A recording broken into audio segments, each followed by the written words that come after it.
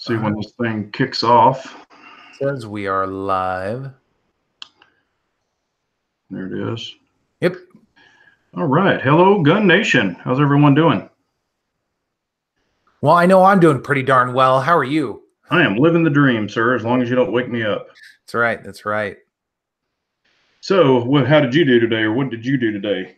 Well, it worked. That was the low light or the low point of the day, of course. But yeah, went to center fire shooting sports. That's always problematic for me. And picked up something that I've been waiting for a while. So I'm very excited about that. I'll show that a little bit later. All right, we'll wait.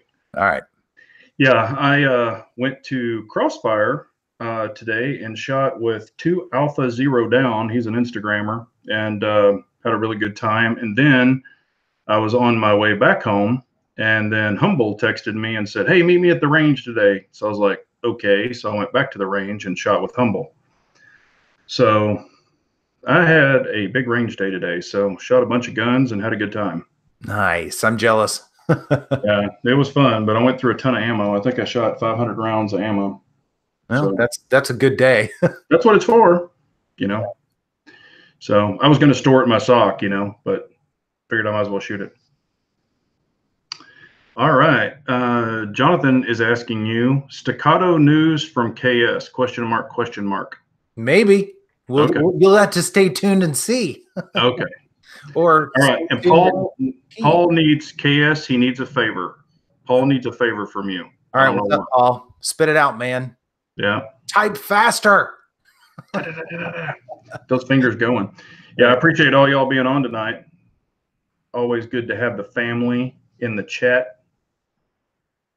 All right. Yes. Oh, yes. 1776 is missing this evening. He is out on assignment. Will return next week. So, yep, he is out this evening. He missed you all, and he drew a couple of little hearts for each. Yeah, he was doing that on the text, so we saw him. There's Hootie Hoo. Hey guys. Yeah, we're going to kind of definitely take questions this evening. Good evening. Definitely take questions this evening. Anybody have anything exciting or seen anything exciting in the gun stores? Have you seen anything that KS that's really got you going or got you excited about any new guns coming out? Well, it's funny. No, nothing. I mean, I'm excited for some things for sure, but nothing that I'm seeing locally right now. It's one of the reasons why I'm sitting and waiting on a few that have been on the list since SHOT Show, which is a little bit frustrating. But that's part of the deal. Sometimes you get lucky, sometimes you don't. Got lucky with the P10S, but that doesn't always happen. You guys know I've been waiting for that Mossberg. God, that Mossberg for a while now, and that's a little bit irritating. But again, it just is what it is, and there's plenty of other stuff to do. But it makes you get a little bit creative and think of other things to do. I mean, I've got another If I Could Only Have One coming this week, and I've sort of been cranking those out, so I'll be ready to stop doing those for a little while and kind of get on with the gun reviews and all that kind of stuff. So I had a little bit of a stumbling block with a couple that I was testing last week. So that video is delayed, not indefinitely, but delayed for a while. Okay. Here's your question from Paul. Can you get him an overall height on the P10S with the +2 extension on the 12-round mag? Yeah. What did I say the height was on the P on it by itself? Hang on a sec here. Please hold. Please stand by. And yes, Kathleen is asking, Music Lover is asking, is Humble a good shot? Yes, he's a good shot. I mean, I mean, whatever, kind of, Yeah. Well, I saw some groups he put up tonight and were pretty good. So, and I got to shoot the P10F with the Trijicon RMR on it. So that was a lot of fun. Got to get it timed in. And what was neat is when I put it on, did the 12-inch pounds like Trijicon says, and it's not in the manual. So I had to call them and talk to their technical department, and they were like, it's 12-inch pounds. So I'm like, awesome. So put it on, torqued it properly, didn't do any adjustments, went to the range and put a paper plate out there at like 10 yards. And even out of the box, I got nothing off the plate. I mean, it was all on the plate. Now, it wasn't tighter, so we tightened it up, but it definitely shot well. So nice. Really liked it. Nice. That's awesome. That's awesome. But Real quick, Paul. So I would say, and I am guesstimating a little bit, but it's 4.6 inches without that extension. So it's going to be just under 5 inches. So it's probably going to be about 4.9 inches tall, and that's with the +2 extension, because the regular base plate's actually pretty thick to begin with. So you're only adding a little bit and getting a couple of extra rounds. So I hope that helps. yeah, cool. Yes, and I looked at the new Beretta 92, the pictures, and I know a lot of people are drooling over it. It does look pretty nice. Have you seen that one? Which one? The new Beretta? I think it's the 92X or something. No, I have not seen that. Yeah, looks pretty nice. Oh, what MOA dot? I got the 3.25, I think. It is the 3.25. So, because, and if y'all don't know this, I do have astigmatism. So I wanted to go with a smaller. I didn't want to go with a 1, but I wanted to go with a smaller one because it does bloom just a little bit. But I did find that the RMR blooms less than the Delta Point Pro for my eyes. So I know everybody's is going to be different. Mm-hmm. But yeah, RMRs, if you find them on sale, you can get them for like 440, something like that, 450, 439. And that's the Type 2? Yes, that is the Type 2. Yeah, I didn't go with a Type 1. And I also bought the little plate. It's weird because the Delta Point Pro, the battery goes in the top. Well, the Trijicon, the battery goes in the bottom. And when I first got it, I was like, there's no plate, that covers the battery. And it doesn't. You have to buy a plate separately, a little flat plate. And so you put your plate on your pistol, then you put the plate down, on the gun, and then you put the RMR on it, and it seals it. It's supposed to keep it waterproof if you do that, or watertight. There's a little O-ring in there, but I was like, wonder why it didn't come with it. But I got it for like, I don't know, 10 or 12 bucks or something like that. So does it really change the height very much? No, this plate is like super thin. Matter of fact, I've got some pictures. No, I put it there on Instagram. If you want to see them on Instagram of actually the CZ cut, and you know how deep it is because you got the S, but it's a pretty deep cut. It's not, it's pretty deep in there. And when you put the plate on it and everything else, it doesn't like raise it higher. And the stock sites do not co-witness. If anybody's asking, they don't co-witness. Yeah, it's pretty cool. I really liked it a lot. And I actually seem to shoot, and it could be because I had it on a Glock before the Delta Point Pro, but I actually shoot the P10F better with the RMR on it than I did the Glock with the Delta Point Pro. Interesting. Yes, Kathleen, it is a deeper cut than the Glock. You can check it out on Instagram. Just look at where I show a picture. There's 3 pictures, and it shows one without anything on it, and it's a pretty deep cut. And I've had some questions, like with my RMR on there, there's a little gap at the front where there's nothing there. But the reason CZ cut it that way is because if you want to put a longer optic, like the Viper, Venom, or Vortex, those are longer than the RMRs. So I'm sure that's why they cut it that long. I didn't know they were longer. I wouldn't have thought that would be the case, because I would have thought, because I know the Viper and Venom sit flush in the Glock MOS, but I thought the RMRs did as well. Maybe I'm wrong. Well, it's flush in there, but what I'm saying is the factory cut that CZ did, they did a long, like deep cut. I mean, it's pretty long. So with the RMR in there, there's a gap at the front, because the RMR is shorter than some of the Vipers. They have one Viper that's longer, or I don't know if I'm sorry, one Vortex. I can't remember if it's the Viper or the Venom, but one is longer than the other. Interesting. So, yeah, just lengthwise. Because when I was going to get my PO9 cut, he's like, well, if you do, a Viper or Venom, I can't remember which one he said. He said, if you do one or the other, one of them, I would lose my rear sight because of the length. And one, I could keep my rear sight just for the Vortex. And I was like, oh, I didn't know that. So, yeah. But, I was going to say, grab a gun, had them for 427. Yeah. Yeah, you can find some really good deals on them sometimes if you look around. But, so what my question was, and it's for everyone, and it's just kind of a random question. and of course, a lot of us carry and stuff like that, and we try to be prepared as much as possible. But, the question that I had, for you and of course the family out there is, you know, how we say, we carry a knife for this and a gun for this and backup mags and all this other stuff. But, do you ever think that you might be over prepared? Or, I look at it this way: if somebody's really close to you, and you're all squeezed in, say like a subway or something like that, I mean, somebody's right there, like touching your back. I mean, they're that close to you.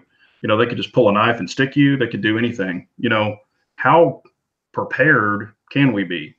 Or is there such thing as being not prepared enough or over prepared? Or, it's just, you hear all these things that happen, like, especially like a knife attacker. They say a knife, within, what is it, 7 yards can actually come at you quicker than you can even draw your pistol.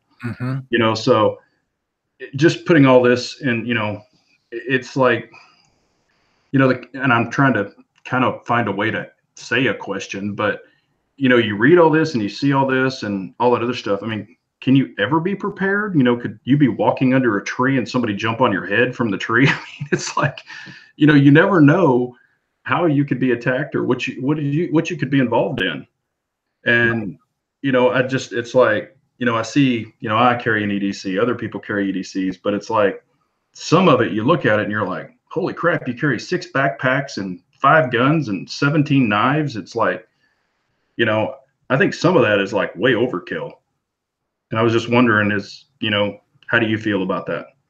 I try to be really aware of my surroundings, and there are a couple of things about that. I try to be aware of what's behind me and in front of me, and a couple of things. I try and avoid situations like that. I mean, the really crowded places where you're body to body. I mean, I really try not to get into those situations as much as possible. At worst case scenario, I try and have some sort of wall, some solid surrounding that I at least know something is not going to be coming behind me or whatever. I try and position myself in such a way that I can see things coming at least as much as possible. Excuse me, that I'm not going to get surprised in the back. I mean, if I'm in a restaurant, I try and know, the front door, back door, be able to see and line of sight and all that kind of stuff. So being prepared isn't necessarily about carrying all the gear. I mean, the gear is fine. That's fine. I mean, if you're trained to use it, that's perfectly good. But it's also about knowing your capabilities and your surroundings, and also who's around you as well. I mean, are you with a bunch of friends that have similar backgrounds and training that you do, whatever that background and training happens to be? Are you with loved ones, family, little ones, whatever? I mean, all of these things have to be taken into account, and how you're going to react could be a little bit different based upon who's with you, where are you, what the surroundings are, what the situation is. If you're in a packed restaurant and you're 50 feet from the door, somebody comes in screaming and getting ready to take down the place, whatever it is, you might not be the one trying to crack off a shot. You're pretty far away. You got a lot of people between you and him. It's all about situational awareness and what are you going to do? And are you going to try and get in the middle of the fight? Are you going to try and get as many people out as possible? A little of both, whatever it is. So being thoughtful about all of that, I think is just as important as the gear that you have on, because if you have a ton of gear on and you can't use it for whatever reason, it's not doing you any good. Yeah. Right? So get yourself in a place to where if you have to go to that gear, you can use it and use it effectively. Yeah. And I mean, that's, all great valid points. And, like here in the States, I'm always aware of like where I sit in a restaurant. I try to be aware of all of that, and I think us as carriers are probably more, some people are just like, la-di-da, they'll have their purse all opened up, they're just all over the place. So I think us as carriers are more knowledgeable about that, and we do kind of plan for that. But, and yes, someone brought up, there's no subways in Texas, and that's exactly right. However, I kind of bring up a point like when I was in London, you're on the trams or their version of subways, and it's literally like herding cattle. I mean, I'm a big guy. I was standing there and I was like this. And I mean, there were people like wrapped all around me. And of course there I couldn't carry a gun, but, and all that. And I'm just like, holy crap, get off me, move. I can't breathe. It's just pretty crazy. And then later that night, or excuse me, the next morning I was reading, on the tram. Now it might have not been that particular train I was on. It was on a different one, but there were one person stabbed 11 people with one knife. Gee. Because they couldn't defend themselves. They were probably all packed in there like sardines, and this guy's just having a stick fest. So I'm like, can you ever prepare for that? Are you going to wear body armor? What do you, I mean, there's just, situations like that. If you travel overseas or you travel somewhere that you might not be familiar with, in a different country, everything's going to be different. So how do you prepare for that? You try to read stories and articles and all this about stuff happening, and you say, well, if that happens, I'll do this. But, you don't know. I mean, it's not your area, and you're not familiar with it, I guess is what I'm trying to say. Right. And that, again, I think is where, and my natural instinct is to stay away from certain types of situations, especially crowd situations, and keep as much distance between myself and other people as I can. I mean, I'm not like a crazy loner or anything like that. I just try to be very, very aware of crowded situations, especially in this day and age. And then there's a little bit of profiling. I admit that I do, and that doesn't necessarily mean you're right and you're accurate. However, I think that can help a little bit. And there are certain times where you might look at a crowd and there's some people that really stick out like a sore thumb, and you think, we'll wait for the next one maybe, or whatever. So, and that might, again, not be the right thing to do. And some people might not find that very savory, but I think instinctually we do that, I think we always, I'll be honest. I mean, I've looked at some people and I'm like, that guy looks kind of sketchy, and he might be, a priest, or, I mean, we don't know who he is, but, you're just, and I catch myself doing that. And then I meet people every day, and some people, they give you your space. And then some people are like, hi, how are you? And they're all up in you. You're like, whoa, whoa, get away. I need my area, and you have your area. I don't want to see the insides of your teeth. But, and, that kind of brings up another point, and I've even talked to Harry about this. I carried appendix for a long time way back when. And then as I got bigger, I had to move the gun around to like the 330. And I did notice this. And, when I would walk through crowds or walk through tight spaces, I mean, people would take their elbow and they would bump my gun when it was at the 330. And they would look at me kind of like, wow, that was, something hard that hit my hand. But, with appendix, it's kind of right here. So nobody's going to walk up and literally hit your junk. You hope they won't. But, you kind of have, I feel that I have a little more control there of my firearm than if it's, around the back where, if I've been over or something, somebody might be able to grab it. It's just, it gives you, I mean, for me personally, I'm not speaking for other people, but it gives me a little more, I guess it's like my comfort zone. And that's, what I really like about it. I know other people have different opinions, and you're going to blow your junk off and all this other stuff. I don't want to get into that, but I prefer to carry there. That's just my opinion, because I don't have anybody hit my gun there. I just bumped into too many people, or they bumped into me, and it was just kind of awkward. Mm-hmm. So have you ever had anybody bump into you and, feel your gun and be like, well, what the hell is that? That wasn't something soft. That was something really hard. So what are you carrying? Right. No. Again, when I'm carrying, and I've been carrying whatever, not quite a decade now. Again, I am try to be very careful about space. And so I avoid those crowded situations like that. I just do. It's just not. First of all, I don't really care for them anyway. I don't like being part of the mob and the sheep and all that sort of thing. And that's more just me not liking to be in a crowded situation. So I've never had that experience before. Thankfully, I wouldn't want it. I mean, you can kind of play it off or whatever, and most people won't think too much of it, but I try not to get in that situation. Well, for an example, and people might not know this that live in Texas, but I'll go ahead and share this because I've been doing it forever. But if you live in Texas and you go to the Texas State Fair, okay, they have metal detectors. Some areas they do. But if you have your CHL or LTC, your license to carry, you can carry inside of our state fair. You have to go through a separate line. You have to show your CHL or your LTC, and they'll check it and they'll let you in, and they don't ever ask to see your weapon. And, there it's just mobs of people. You're just walking through, lines, and people are bumping into you. So I noticed it, back when I carried at the 3 o'clock or whatever, I would have people, bumping into me, or I'm trying to turn and wedge between people because they just stand there, like a damn street sign. So you got to wedge through them. And I noticed, I bump into them at the 3 or 330, but when I had the appendix, it was just never been an issue. So, yeah, and I know that appendix is not for everybody. Someone, Knuckles is saying that, but it's just, I don't find that I have that issue anymore. So. Yeah. Oh, I understand. And Vanessa's saying people are grabbing butts. So. Yeah, there's probably a lot of that going on in crowds. I have no doubt about it. Yeah. Yes, and I was gonna say, Humble got to shoot a bunch of stuff, and we had a good time. So it was a lot of fun. I appreciate him being on here. But so it's 7:20. Do you want to hint anything yet? Well, yeah, I'll just show it. I mean, there's really no hinting. So I was actually able to find or get the Staccato P. So I'm very excited about that. So I'm going to be doing some work with both of these little fellas. It's hard to get around the microphone, but the Staccato C and the Staccato P, and really getting to know them very well, and trying to see if I can kind of nail down which one I really like better, because they both feel phenomenal in the hand. They're obviously very different. I mean, the Staccato P, this thing has 17 rounds and also has a 20-round magazine with it. So it's a very, very different animal. And the grip texture is totally different. I mean, they're both polymer lowers, which is interesting, but I'm excited to get behind them, man. These things, they feel good.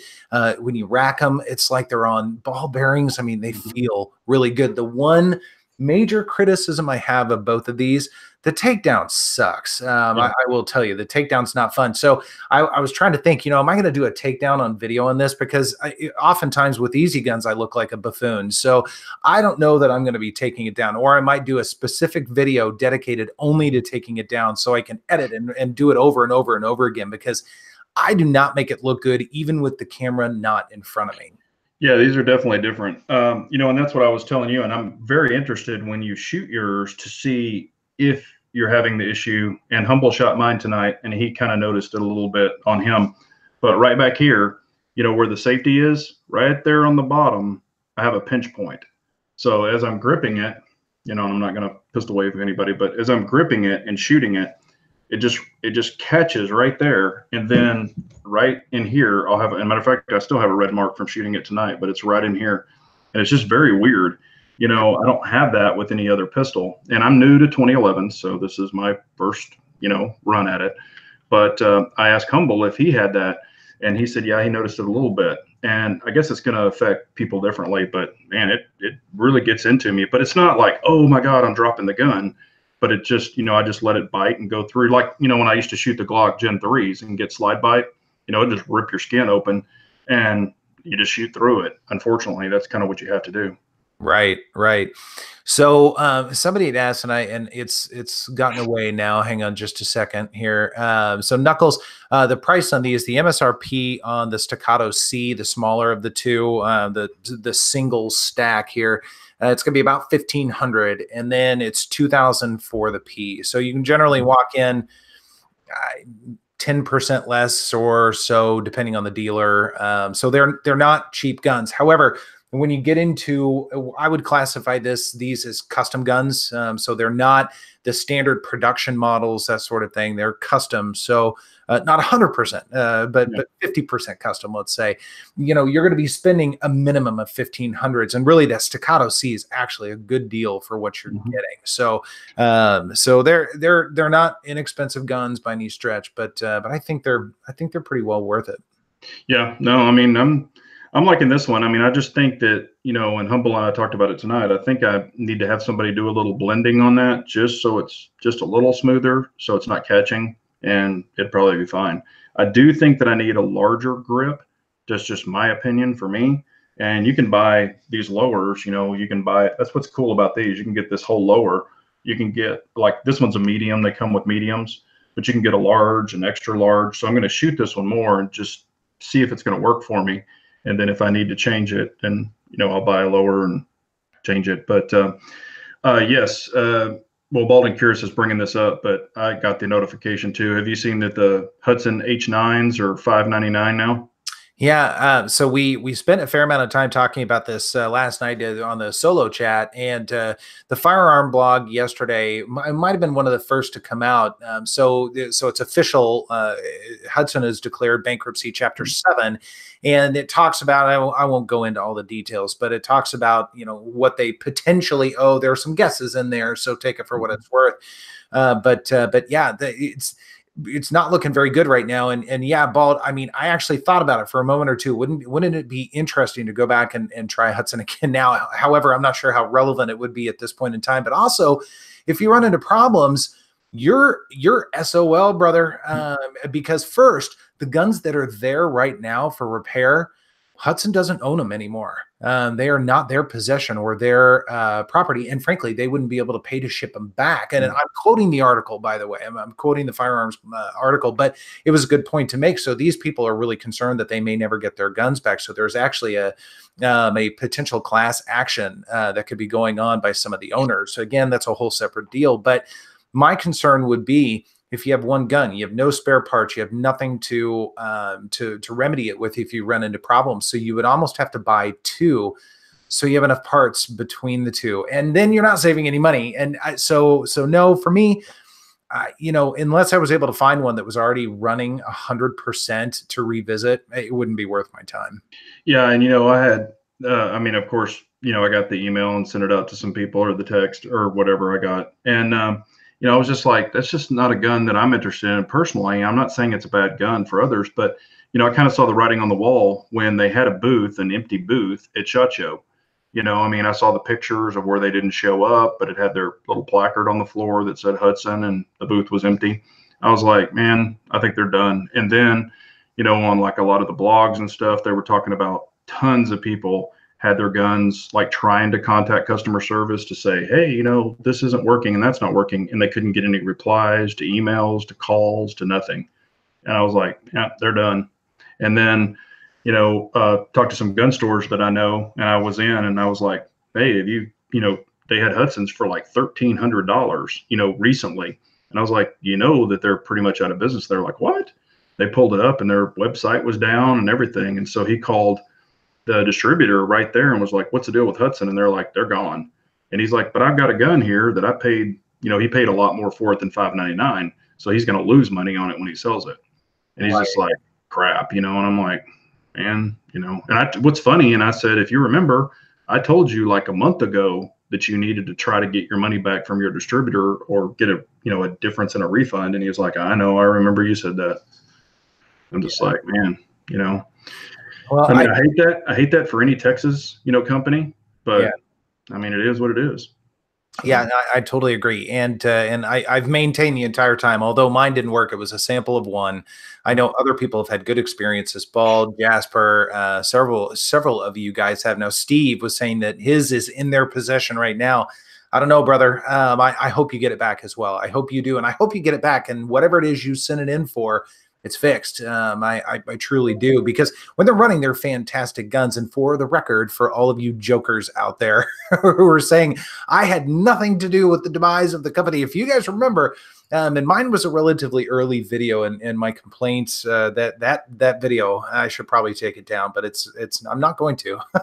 But there were a lot of people that ran into a variety of different issues, some of which were very small, not too big of a deal. Sometimes it was sights being off, whether it was the front or the back sight being off, because a lot of them were shooting super low, especially once you got out to like 10 yards and beyond. But other people had, feeding issues, magazine issues were a pretty big deal. Yeah. So it was a variety of different things, kind of a grab bag. And then there were others that were just flawless and they were fine. I mean, we've got some people here who've had great experiences. So when they run, they are incredible shooters. They truly are. I'd put them up against any of these any day. As far as a fun shooting, great hybrid 1911 striker, whatever you want to call it, they were good guns. But I think putting out the original gun and then starting to focus on the H9A and some of the other parts and all that kind of stuff before they really honed in on the H9 itself and made sure that it was 100% and could be reliable, so they could really focus on the other things and taking things a little bit more one step at a time.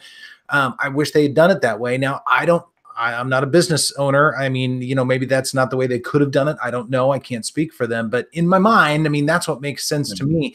Make sure that first thing is rock freaking solid, and then start to work on all the other stuff. Yeah, because they had the alloy one coming out, they had the comped one coming out, and I'm like, you still have problems with your first one, you know? I knew a guy that had one, and he bought one of the first ones, and he was shooting it, and the mag would fall out of it. So he had to send it back in, and they put a new, I guess, mag catch in it. And then after that, it worked fine. But I think he ended up selling it. So that was when they first came out. But yeah, it's, it is what it is. So, and yeah, just like something just popped up here, an alert. I guess Bald is advertising his still works great. He did releasing a video on it or something. Thanks, Paul. Yeah. So, and like I said, that's great that, a lot of them are still working. It's, it's just that what if something breaks, are they going to have, is somebody, I don't think anybody's going to ramp up and say, hey, we're going to make Hudson parts, in case it fails. I just don't think there's that big a demand for another company to do that unless somebody were to buy their tooling and, like someone mentioned here, if they were to buy them or help them and then try to reintroduce the gun, that would probably be cool too. So, right. Hey, MD Polo, he gave us $4.99, man. I appreciate that. You don't have to, but we appreciate it very much. Thanks, MD. Yeah, and just wanted to make sure we haven't. Oh yes, yeah. I saw the Missouri. They're trying to set the standard for the states protecting the Second Amendment. They're trying to come out and say that all gun laws are unconstitutional, which is awesome. So hopefully that. Yeah, and hopefully Kansas as well. They usually go hand in hand, so that's awesome. Yeah, I was gonna say that's about time, and that's what it's gonna take is, everybody's trying to beat us up and take away our rights. It's good to see a state that actually stands up. I was hoping Texas would do that too, and hopefully this will really get freedom states thinking about, yeah, we need to stand up and get this done. So. MD Polo says he doesn't understand why he can't do $5. He can only do $4.99 because it won't let you. So, but yeah, if I was going to say, if anybody's, and from what I understand on the grab a gun thing for the $5.99 on the Hudson, they sold out. So I think some people are asking about that. So someone said that they sold out. So. That's interesting, and I'm glad, and hopefully, everybody can get their stock out and all that, but again, it goes back to that same concern or suspicion that I would have. I mean, that would be a risk. Now, it's a risk getting into any gun, especially when it's a smaller manufacturer. There are a few guns and parts and availability and all that stuff. So there's a risk inherent with that. But now that we know that there isn't the support in the background for it, man, I don't know. Yeah. Let's see here. Yes, Kevin is saying they are trying so hard to turn Texas into a blue state as well as Florida. They are flooding with transplants from California and other states, of course, illegals to do this. And that is correct. I mean, it's everyone's, not just Texas and Florida, but there's, people flooding in all different areas and trying to turn it blue. It's crazy. Mm-hmm. But yeah, thank you, West Coast Chicano. He gave $2. We appreciate that. And like I said, we don't, ask for money. We just appreciate, everyone being on and doing this with us. Okay, Jackson has a question for us. Y'all know a way to get the mag guide back in easy for CZ pistols, replacing his hammer spring, and that thing was a bear. The guide back. PO1. No, take it to a gunsmith. Yeah, I'm wondering. I think he's talking about his PO1 because I know that he got a PO1 not too long ago. Yeah, I don't. Well, matter of fact, you could probably ask Humble if he's still in the chat. Because I was gonna say he's helped put my damn things together. I am not a gunsmith. If you got a car or an airplane, I can help you out. But let's see here.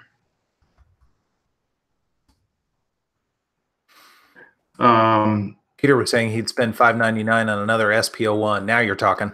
Yeah, I was gonna say those are great guns, and you can do, and this too. You can do a lot with an SPO1 to kind of, and I know people who have taken SPO1s and kind of turned them into a Shadow 1, and it's not that expensive to do it. So, and hell, there's people that just shoot regular SPO1s, you know, in competition and stuff. So they are great guns. Yeah, I agree. And there's not a lot you have to do to them, you know. But CZ just announced they're selling out to me for cheap. Okay, Fu Manchu is buying CZ. His first act will be producing a 10 millimeter for all the hoodlums. Sweet. Not a 40. Yeah, a 40, not a 40, a 10. You know, but you know, if you hold your 10 like this, then it turns it into a 40. But yeah, and I was gonna say, you know, Oak Hill, yeah, they have SPO1s, and I got that email too for the 534. Oak Hill has some really good prices on SPO1 or CZs in general. Well, So and they can get a hold of a lot of CZs that for whatever reason other people can't get a hold of. So yeah, I would definitely check them out. yeah, and I have a big announcement too. For some that might not know, Eric Graffel, who used to be with Tanfolio, he's kind of the Angus of CZ for CZ Custom. And it's Eric Graffel, and he was that person for Tanfolio. CZ has now signed him, and he is gone from Tanfolio to CZ. So if people didn't know that, yeah, Eric Graffel's, and he's a competition shooter and, you know, custom gun guy. So that's pretty cool. I think he's from France, I think. But that's pretty cool. And I've got one of my stock 2 Tanfolio is an Eric Graffel. It's got a bunch of Eric Graffel parts in it. And he makes some nice stuff. So it'll be interesting. Now, he's not going to take over CZ Custom because that's Angus, but I'm wondering if they're going to, you know, if he'll have any say and maybe some new guns coming out or ways to tweak them or, you know, but I know he's going to be shooting them, and he'll be shooting a Shadow 2, I think. I think that's what he said he was going to be shooting. Nice. So that's cool. Oh, okay. Kevin has the perfect, you have to limp wrist it to turn it into a 40. So if you limp wrist it, it's a 40. Nice. Now I want to know, Scott's talking about shadowizing. I like that. His steel frame PO1. So what all are you going to do? You're going to do the aluminum grips, I would imagine. You got to go with those. And they actually have the ones that say shadow on them for the compact. And I think, who is it? I don't know why I can't think of their name right now, but Cajun Gunworks. Is it Cajun Gunworks? Okay. Well, Cajun does it, and CZ Custom does it also. Right, right. So, and yeah, those are, I know that Humble, he did a video on one. I've never even seen one in a store. I've seen them online, of course, and they're really awesome. But man, they're like $1,500 or something, $1,600 for what? Steel PO1? No, I'm sorry, not for the steel PO1. To where they take the PO1 and kind of turn it into a mini Shadow. You know, it's all tricked out. It's the little PO1, and it has the steel, has the aluminum grips on it, and it says, I think it says like Shadow or something. But anyway, it's like a done up PO1. But yeah, I think the steel PO1 would be really cool. But you know, a lot of people have said, you know, that you can get the 75 compact. You know, it's the real steel. It's not the alloy like the PO1. You can just get the 75 compact because I know Harry has one, and he said that thing shoots really nice because it's just a heavy steel mini version, kind of like the PO1, and you can find those all over the place, and they're cheap. I've seen them very inexpensive. Right. Yeah, Jasper was saying the Shadow line compact. That's exactly right. And and then Bald's talking about a Grand Power. He says no upgrades needed. But if you watch his videos, he's like done trigger jobs on his Grand Power. He's done shaving off this and shaving off that. So yeah, I've seen that. So interesting. Let's see here. Music is saying her 2 cents, or Dennis is saying, oh yeah, the decocker. Yeah, decockers are nice. You know, if you're not comfortable about dropping the hammer down physically, you just hit the decocker and it does it for you. So, yeah, I like the decockers too. But it's whatever you feel comfortable with, you know. Now, do you prefer, and this is, you know, if you could have only carry 1 or 2 guns, and I know what you're going to say. Would you carry a 1911? And it can be a 45 or a 9 millimeter. Would you carry a 1911 or a Glock 48? Or a Glock 48? Yeah. Both single stacks. Both single stacks. That's right. I would carry the Glock. I would, and partly because there are several things. Like 1911s are significantly heavier. I think it's not as comfortable, and I firmly believe in carrying what's comfortable for you because you're going to carry it all the time and longer and all that. I think that's true. And triggers consistent all the time with the Glock. There's one less function you have to worry about, the safety, you know, if you're carrying cocked and locked with a 1911. So there are just some things that would prevent me from doing that. I mean, I know a lot of people carry 1911s. There's nothing wrong with that. I mean, you could certainly train for that, and you can find ones that are pretty light. I mean, this Staccato C is not very heavy, really, to be honest with you. But yeah, I would probably go with the Glock 48. Okay. You know, that was just a question I had, and I see a bunch of people saying 1911s, 48. You know, 1911, of course, Bald's 365, so he's way out there. But you know, the way that I look at it, and you're exactly right. You know, some of the 1911s are heavier. You know, you can get them in alloy, and you can get them a little lighter, or you can even get them with, you know, polymer lowers. You know, if you wanted to go that route. But I would definitely go 1911, and on something like that, I might even go, you know, 45. Even though I like a, you know, I've never no, I do have one. Never mind. You know, as far as a 9mm 1911 style, but I really like a 45 in a 1911, whether it be a smaller grip or a full size or whatever. But I would go with the 1911 over the 48. But different strokes for different folks. You know, I think they're both great guns, and they're both gonna, you know, they're both still doing well, and people are carrying them. So. Right. I don't see as many 1911s though, as I did, of course, a long time ago. So, but I think it's just because a different generation has came around with guns. Yeah, you know, and it's funny, you're exactly right. However, I'm seeing a lot of people say 1911 there. So I have found in multiple circumstances, you know, with our group and the larger kind of commenting group on our videos, I found there to be a disconnect between that and what I see, at least locally at the local gun shops. So we've got a lot of people here saying 1911s. Most people that I run into at the local stores, I don't even consider 1911s for any reason whatsoever. And I always say you should try one. But beyond that, I mean, it's all about the striker fires, that sort of thing. So there's a disconnect there. And then I found there to be a huge disconnect between the Glock 48 and the Glock 43X and what people were into and that sort of thing. Our contingency here, generally speaking, liked the Glock 48 a little bit better. And there were a lot of commenters that said the same thing. They're not selling as well, at least locally. The Glock 48s seem to sell immediately, or the Glock 43Xs sell immediately. The 48s kind of sit there on the shelf a little bit. So it's interesting, the feedback we get here versus what I see live at gun stores. Yeah, no, and I would totally agree with that. You know, and I think, like, you know, my generation or older gentlemen, you know, when you're talking to them, you know, they've probably, if they've been in the guns, they've probably been around 1911s, and some have gone to Glock or a polymer pistol because of, you know, weight and capacity and all this other stuff. So, I mean, you've got those too, but, you know, I've talked to people in gun stores, and it's usually the younger guys, and, you know, they're like, oh, you need a Glock, you know, and I might be looking at 1911s.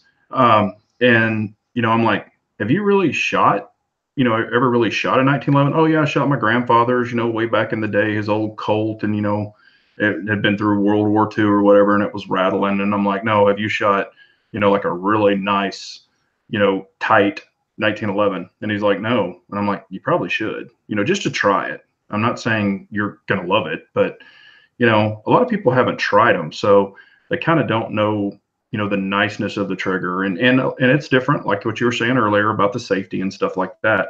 And it is a whole different animal. So you have to train, you know, for your platform. But, you know, if you haven't tried it, kind of don't knock it until you try it, you know? Yeah. But yeah, there's yes. And Dave has a question, you know, are 9mm 1911s getting more reliable? Excuse me. Absolutely. Without question. In fact, I haven't run into one that's had problems. And I think that's within the last 5 to 10 years, they made a lot of needed improvements because, you know, 15, 20, 30 years ago when they had 9mm 1911s, there were lots of issues with them. Yeah. I remember the ramp issues, you know, they wouldn't, you know, really hone that ramp down, and they would try to use a 45 type ramp, and the bullet would just slam into it and have issues. But I haven't seen a 1911 9mm that really doesn't run anymore. I mean, I'm sure there's some out there that have some issues. I just personally haven't ran into any of them with myself. Yeah. So yeah, and Dan, has a great point. They're not your granddad's gun. There's so many more improvements, and it also, like we've talked about before, it's going to depend on the grade of 1911 that you choose to purchase. There might be some less expensive ones that could still have some issues, but your middle of the road to your, SIGs and things like that, they've gotten a lot better than they used to be.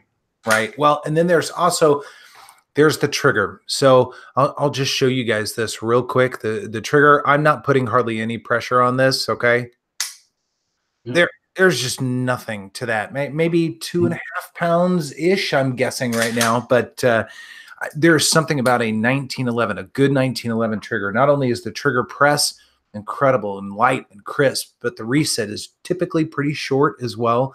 They are really, I mean, they're better than most tuned striker fireds. And I mean, like a lot of effort and a lot of money going into a striker fired. You get a decent 1911, it'll blow it out of the water. Yeah, and that's what I was saying. Like this one, and yeah, you're exactly right. This one I did check the trigger on it, and it's 2 pounds 13 ounces. So I mean, it's a really nice trigger. But then you can go to the TSO, and this, it's 1.5 pounds. So I mean, it depends on the grade of the pistol that you're getting, but it is a different pull. This is a straight back pull versus the hinge pull.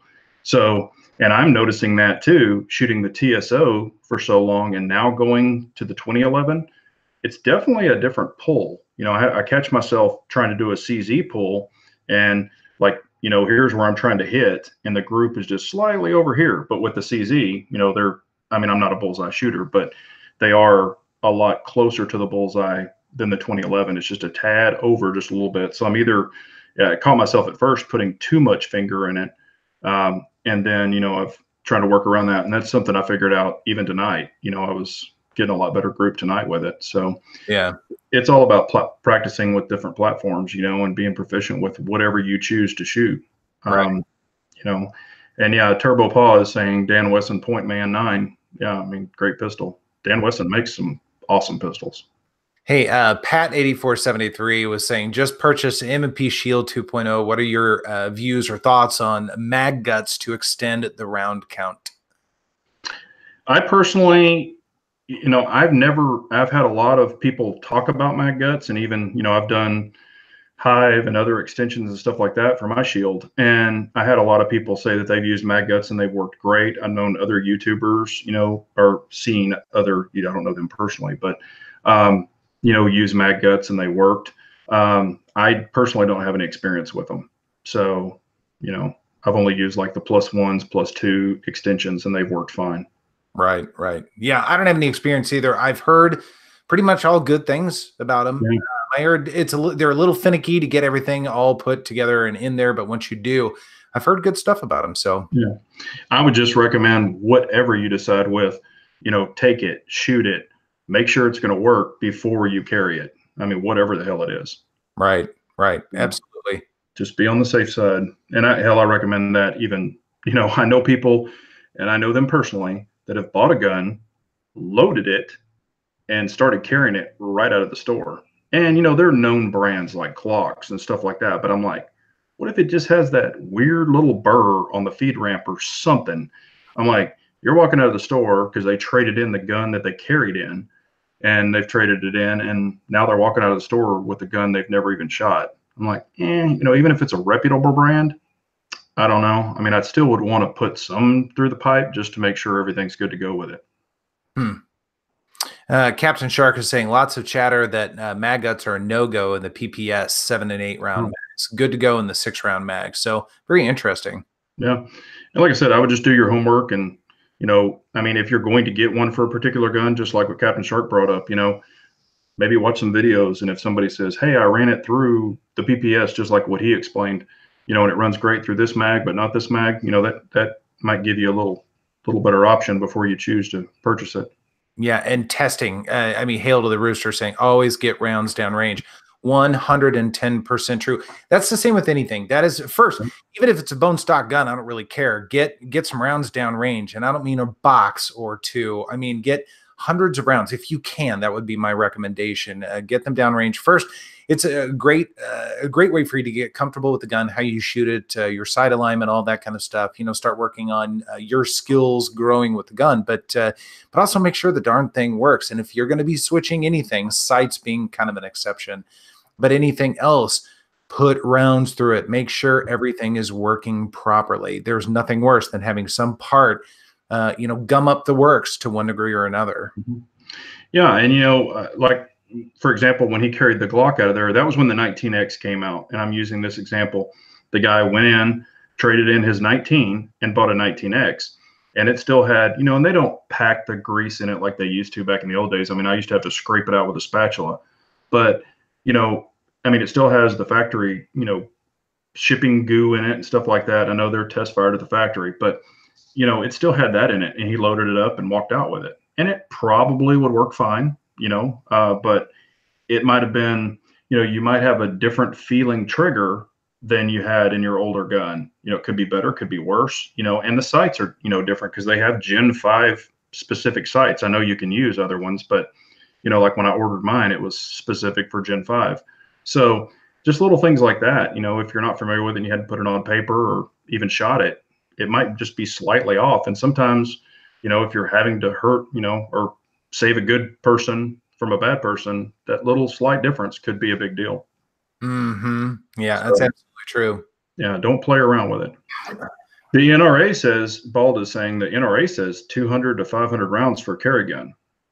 Yeah, and I mean, that's kind of what I've done, just as personal, not because the NRA said it, but that's kind of what I've done personally. I'm not such a believer in people that say, you have to put 2,000 rounds. If it's a reputable gun company and you put 250, 500, whatever flawless rounds and you don't have any issues, I think it's probably going to be good to go. Yeah, absolutely. So there are a couple of questions out there. MD Polo saying, thoughts on shooting a limited production 1911. I was told never to shoot it and to keep it in the safe. I don't like guns I can't shoot. Thoughts? I know which gun he's talking about. He talked to me about that. The particular gun he's talking about, I probably would not shoot that one. I know that it will shoot. I'm sure it will. But the one he's talking about, because it's a limited number, I wouldn't shoot it. Yeah. I don't know enough to be able to answer it. Other than for me, I would want to shoot the thing. Yeah. I don't want something in the safe that I can't shoot, even if it's something I don't shoot as often, like the TSO. I don't shoot that very often, but I can shoot it and I enjoy shooting it. I mean, that's the whole reason to have it. I mean, safe queens, and there are some people that have the safe queens. They just love to look at them and that sort of thing. For me, I would want things that I can shoot. Yeah, well, if you knew what this one was, you would be like, okay, I don't think I would shoot that one. It's pretty rare. TKW is asking, how do you like the slide plates from CZ Custom? The P10 slide plates, I think it's great. From what I understand, CZ was going to come out with a plate that is a better fit, a better finish, or not finish, but it's just the fit. It was going to have like the rounded sides to kind of match the gun a little better. Well, CZ Custom didn't want to wait, so they came out with their own. And it's smooth. There's no issues with it or anything like that. It's just not, as I understand, it's not as presentational, if that's even a word, as pretty as the other one's going to be. I don't care about that. I just care about function, and it functions perfectly. It does not move. It mounts on there super tight. I did all the proper torques and all that, but there's no movement, there's no play, and it just snaps on there. I mean, it snaps where it needs to, and it's worked great. I've got through the P10F now with the optic on it. Now with the optic, I've probably had about 300 rounds without the optic, but it's got another 200 rounds through it. And with 200 rounds, it's worked great, and it didn't back off or any of that. So but I did Loctite everything down like I was supposed to. Yeah, yeah. So, Captain Shark is saying, here's one for the group, 200 to 500 before you carry, but do you clean it during the testing or wait to clean it until after 500 rounds? okay. Me personally, I now the big thing that I'll always look for is on a new gun is I look for the wear mark on the feed ramp. So I'll just open it up, look at the wear mark. If it's got like weird, like it's skipping or it's doing something weird, I'll clean it just to make sure that there's nothing wrong with, the way that it's feeding. But I've shot them 500 rounds without cleaning them. Now, one thing I will do is I will make sure that they're lubed. And before I even shoot a gun, I'll take it home, get the cleaning, the packing grease, and I have shot them right out of the box just for testing. But I'll come home and clean everything out of it, and then I'll shoot them, 200 to 500 rounds without cleaning them. But I do make sure that they're oiled. Gotcha. I have the same ritual regardless of the gun. I shoot it at the range, however many rounds. 250 to 300 is pretty average for me for one gun at the range at one time. Then I go home and clean it, whatever it is. Even if it's a brand new carry gun, whatever, same ritual. But I also, out of the box, when I get a gun, I clean it before I go to the range. So I make sure to take it all apart, make sure everything looks right. There are no burrs, all that stuff. Put good oil in it. You guys know I use the Rand CLP and all that. So I make sure to put all my own stuff in. So that seems to help as well. I mean, the packing stuff that they put in, generally speaking, is not really designed as a high performance lubrication for a gun. Mm-hmm. Yeah. And Dexter is saying aesthetically is the word I was looking for, and he's exactly right. Aesthetically pleasing. So I appreciate that. That was the word. Yeah, and there's people, that like Dennis is saying, I shoot it, I clean it, just what I do. And that's true. And I used to be that way. But now what I'm trying to do, I'm not trying to do a torture test. That's not what I'm trying to do. I'm trying to see it, I guess how the slide feels. And, I even asked Humble's opinion tonight, how the slide feels, if it feels gritty, if it's feeling different, or if it's just smooth as glass, then I'm rolling with it. I'm just going to oil it and go. But, and I'm going to show KS this because it's going to freak him out. This one right here has, since I've had it, it probably has 1,000 rounds through it, and I haven't cleaned it. See the feed ramp? Mm-hmm. And it would drive you crazy. I know that. But I mean, I oil it. This thing still feels like glass. So I'm going to probably shoot that USPSA this weekend. And then after that, I'm going to tear it down and clean it, because like what you said earlier, taking these guns apart is not just like taking a Glock apart or, something simpler. There's a little more to it. It's not that drastic, but it is a little more to it. And I just want to see if it has any crazy buildup or something like that and see how it does. And so far it's ran 1,000% perfect. I haven't had one issue with this gun. Right. So, but yeah, and it's, it's going to vary, to each their own. And by all means, whatever you feel comfortable with it, do it. Yeah, I agree. On my carry guns, MD Polo is bringing that up. You can't carry a dirty gun. I will shoot it at the range, like even my carry guns, I'll shoot them at the range, make sure they're all functioning correctly, make sure they're lubed. But I used to clean them every single time, and I don't do that anymore. It's like every second range session. Right. So, but yeah, we've got just a couple of minutes. Do you have anything coming up you want to talk about? Well, yeah, actually, a couple of people from last night know that this is coming up, but we got ourselves a little SIG MPX action. This is loaner. It's not mine, sadly. I wish it was, but I'm excited to work with that. You guys know I also have the 9mm AR as well, so we're going to see some videos on those and some comparisons. I really want to know if there really is a big difference between an MPX, and that's a lot more expensive and a very inexpensive AR 9mm. So we're going to spend some time with that. Cool. Yeah, like I said, I shot the P10F tonight, so I've got a video coming out on that. And I shot it first without even adjusting the sight, just putting it on the RMR and shooting it. And it's pretty surprising out of the box how it did. but then after fine tuning it, what I could do with it. And I kind of do a little comparison between it and the Delta Point Pro from my experience, someone with astigmatism. And, but I've got that coming up too. So pretty excited about that. And I'll be shooting the STI 2011 if they don't cancel the match, because they're talking about some weather. I'll be shooting the 2011 for the very first time this weekend in a competition, and I'm kind of excited about it. We'll see how I do with it. Nice, nice. So, but yeah, we appreciate the family being on. It really means a lot that y'all tune in and listen to us. 1776, we'll be back next week. And whose channel is it on next week? Is it his? 17. Yep. Okay, so we'll be on 1776's next week, next Wednesday. We appreciate y'all so much. And remember, an unarmed nation's a very weak nation, so we all have to carry on. Bye, guys. Thank you very much. Appreciate y'all. Take care. Later.